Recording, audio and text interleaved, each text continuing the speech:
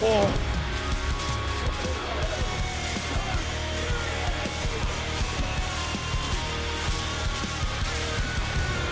Okay.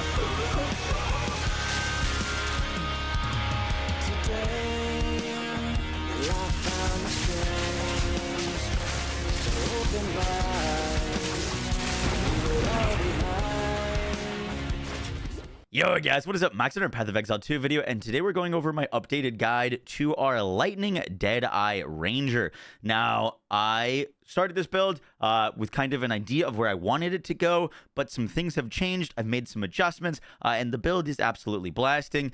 We are now have beaten the all 6 acts. We are into mapping, and we are doing a lot of damage. And I want to break down some of the changes that I've made to the build, answer some of the questions that I've been getting about it, and break down everything else that you need to know, and how to push this build from kind of a starter into a endgame bosser and really strong mapper. Hope you guys enjoy the video. Let's get into it. So the very first thing that we need to talk about is Magnetic Salvo. Now, originally, the build that I was using, and I'd still recommend doing this, but we were using some frenzy stuff. We were generating charges to fire rain of arrows, and this was a big part of our bossing DPS. Once we hit level 52, you unlock Magnetic Salvo, which is just bar for bar the stronger skill, and where it allows us to pivot away from using rain of arrows. We're still using it, but more for utility. But we're going to be using Magnetic Salvo now as our new boss killer.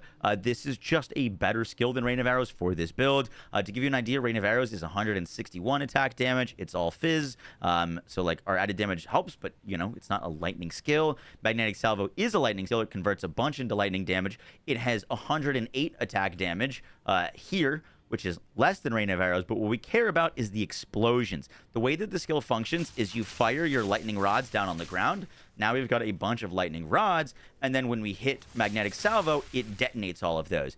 And those explosions have 350% attack damage. Just the values on this skill is crazy, and it's allowing us to delete elites in one salvo, and it's really, really helpful. It does need a fair bit of attack speed. That's kind of the big downside to this skill, is you need attack speed to use it, and it could be a little bit awkward if you don't have that attack speed. So it's not something you're going to be using every single mob, but it's something we can use a lot, and it'll just massively increase our damage. I do want to note one thing real quick, is that in Act 4, 5, you're not going to be able to have the mana or the attack speed to really make Magnetic Salvo feel good. So this is kind of a map setup. I would recommend using my day 2 setup up until kind of you can get a little bit more gear specific pieces. Getting attack speed makes this skill feel way better. Getting for example, fizz damage leached as mana makes it feel way better, because you're gonna be using a lot of mana to spam this thing. And when I was in the campaign, I was actually using this thing with Hourglass support, which gives it 40% more damage, but it has 10% longer cooldown, or 10-second cooldown, and then you can kind of play the build as normal, and then every 10 seconds you're casting this, and that feels really good. And then once you get into the end game, you can kind of start pivoting to using this more as our main DPS damage, rather than lightning rod, lightning arrow combo. And so I just kind of wanted to point that out before we get into this.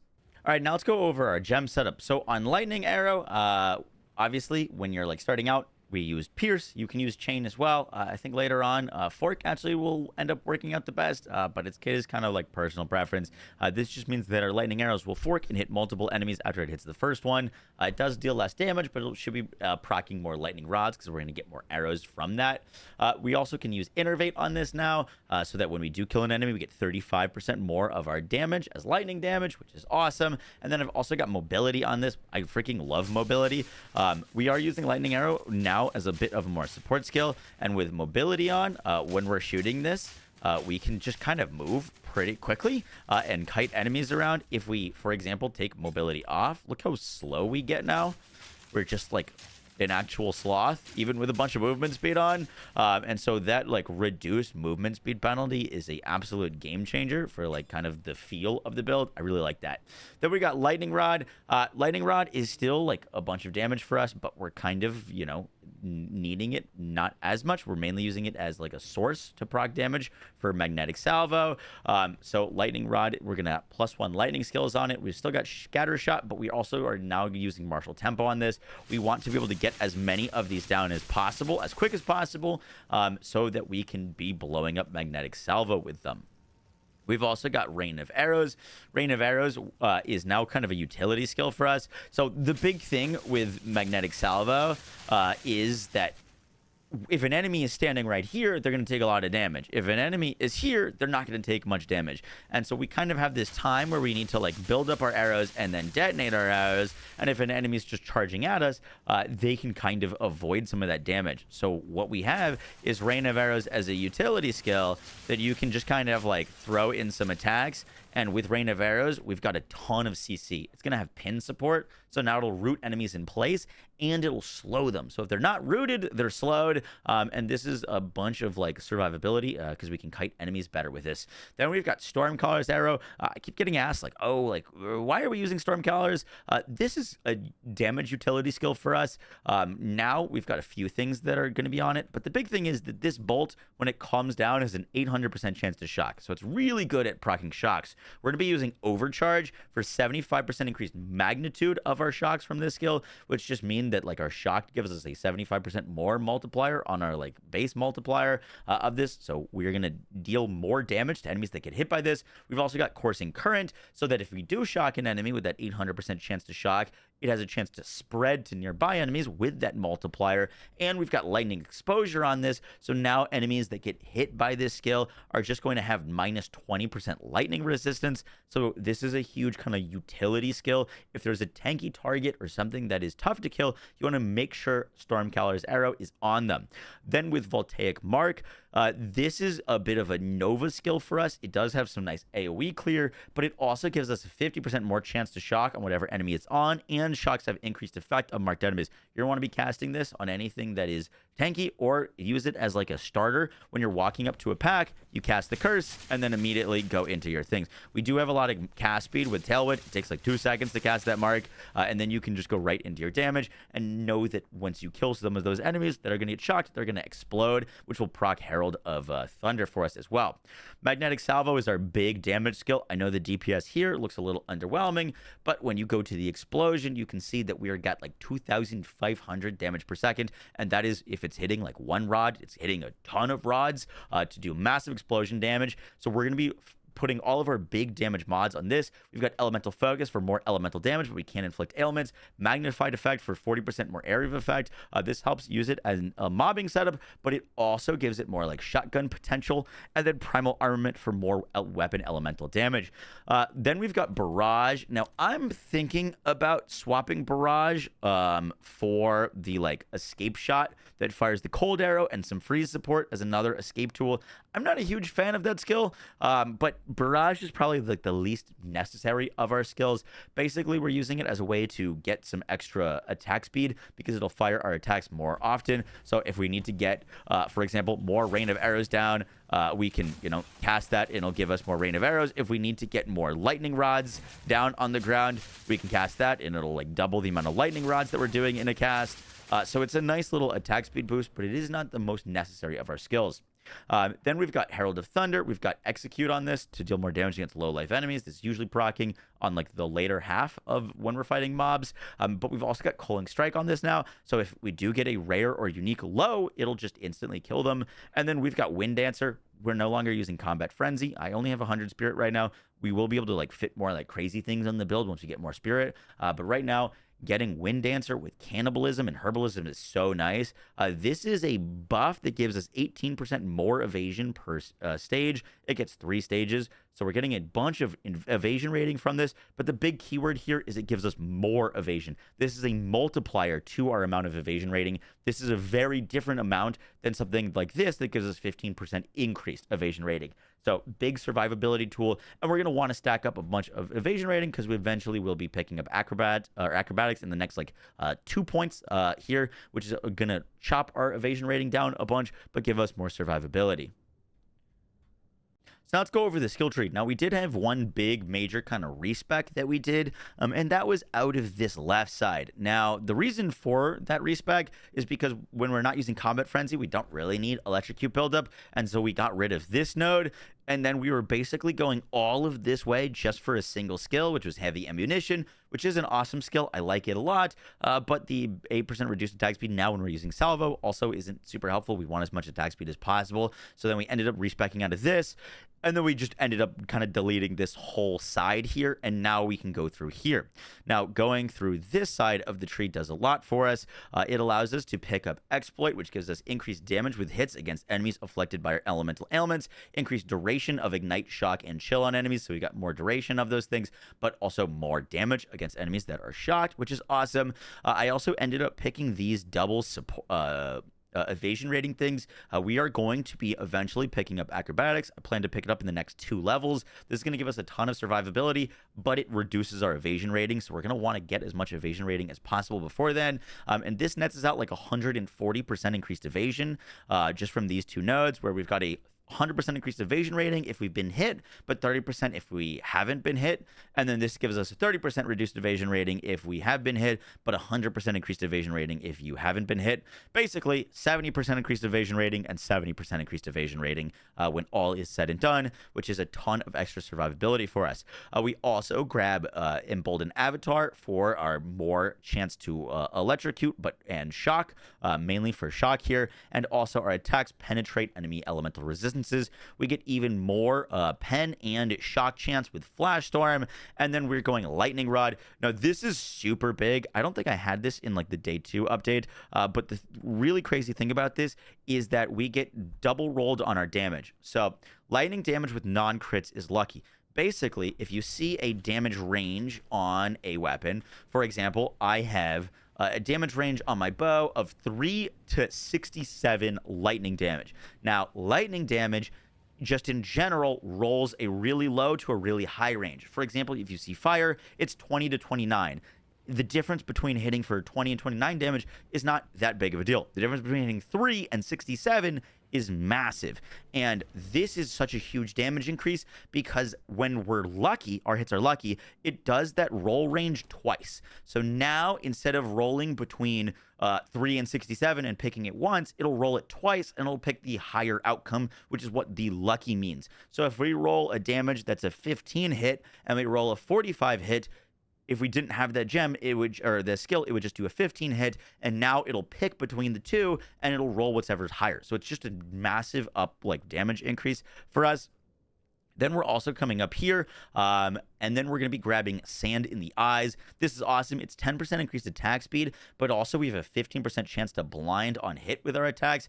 Blind is also really nice for our survivability because it's going to make enemies have less accuracy rating, so that they have a less chance of hitting us, and also we're going to get more evasion rating, or sorry, they have less evasion rating, so that we are able to hit them more. We're also going to be going up to Giant Slayer here. This is an awesome node. We get 25% increased damage with hits against rare and unique enemies, 20% increased accuracy, and 20% chance to inflict ailments.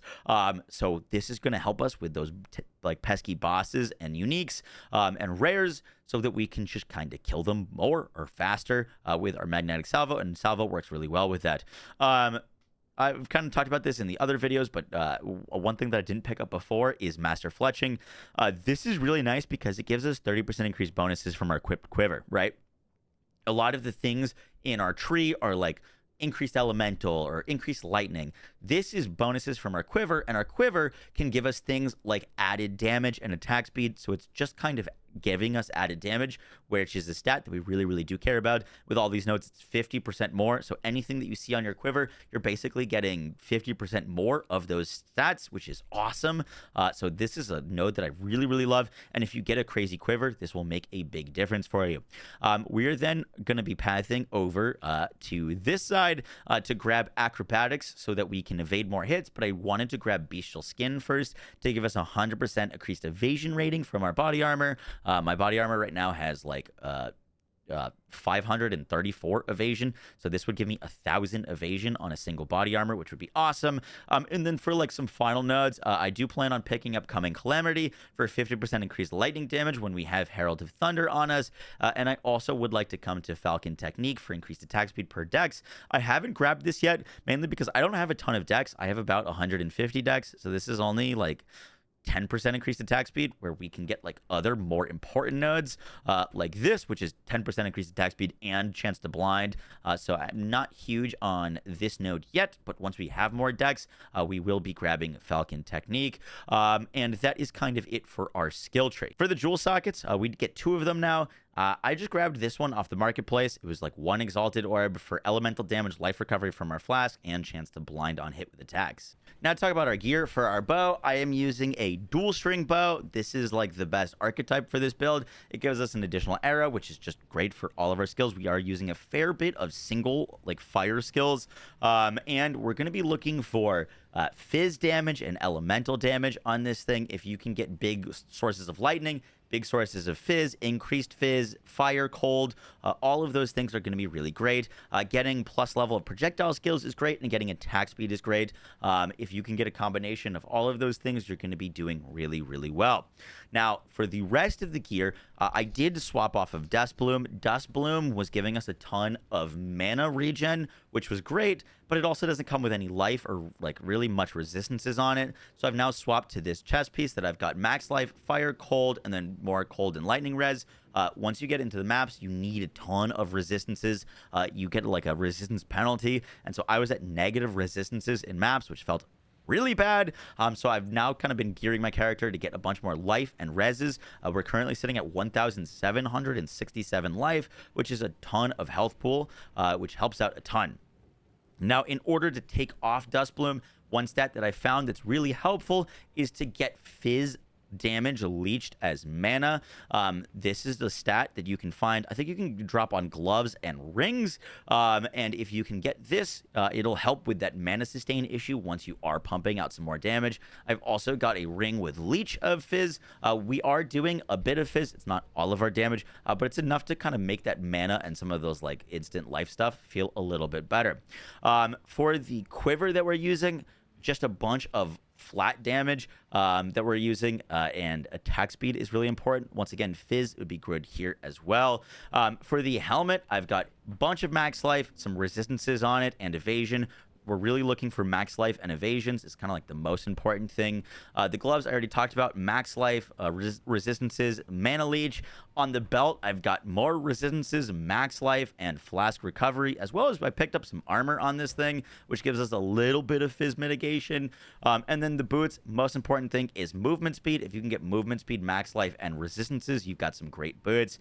For the flasks, I'm using big recovery flasks. I've got this ultimate life flask that gives us 610 life over 3 seconds, which, you know, is basically our whole health pool, especially with our flask nodes, and reduced charges per use, so I can use this a bunch of times. And then mana, I've got a bunch of mana regen. I don't have to click our mana flask too often, to be honest, but having just kind of a lot of mana to get back quickly after we spam all of these magnetic salvos is quite nice. And then I still just only have 1 charm. For our rings and amulet, I am going to be honest, I kind of have terrible rings. I'm trying to buy some better ones, but this one, I've got some resistances, and that's about it. And this one, I've got some little bit of max life and some resistances, as well as leech. And then on my amulet, I went for big max life, and I got some stats for like strength and intelligence, so that we're a little bit less stressed on kind of those things, because strength and intelligence is something that we're mainly grabbing like dex in our tree.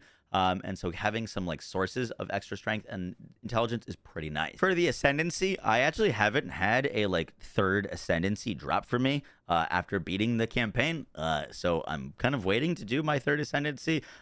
For our like last Ascendancy nodes, which we get 2 more like big notables, there's additional marks, there's the frenzy charges, there's no accuracy penalty at distance. I think the endless munitions, fire and additional projectiles is the most interesting, and will net us the most damage.